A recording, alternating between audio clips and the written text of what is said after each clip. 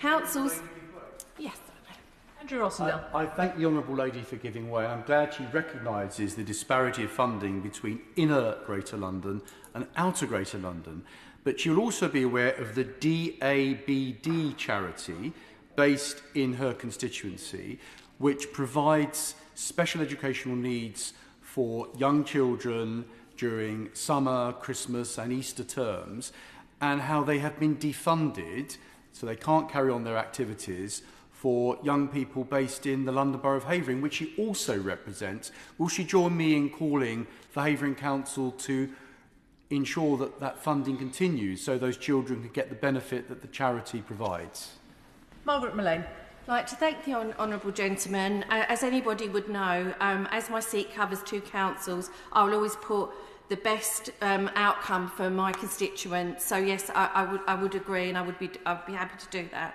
London problems that, of course.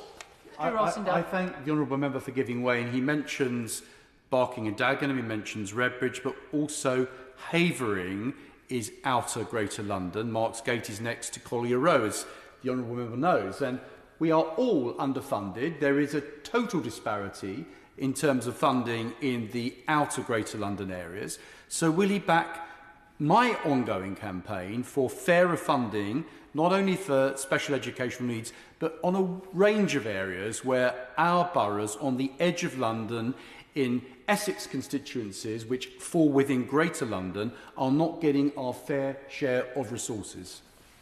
Well, thank you, and I thank my honourable friend for raising that point. As a matter of fact, as a leader of Redbridge Council, for many years I campaigned for outer London funding to be fairer, because I do feel that the outer London is now inner London problems, but we're not getting the fair share of funding. So I'd be happy to certainly get involved with the funding needs of outer London. And I mentioned Barking and Dagenham and Redbridge because they both fall in my constituency. And of course, as I said, other outer London boroughs like Havering will suffer similar consequences, and I agree with my honourable friend. For an inclusive mainstream education system. I will. I thank the Minister, because a lot of positive things are being said this evening, which I think will be welcomed on all sides of the House.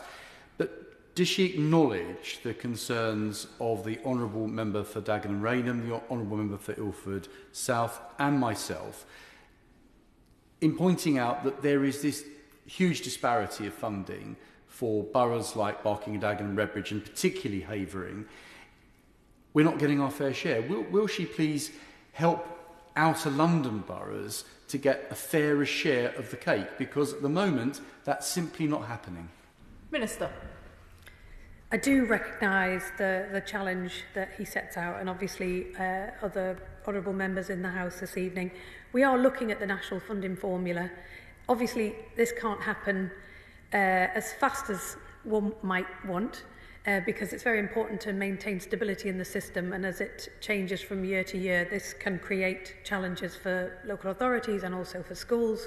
So we have to look at the system very carefully and introduce any changes in a very careful and considered way, and that's what we are doing. But we are taking on board the representations that we're receiving in relation to the funding that's currently in the system.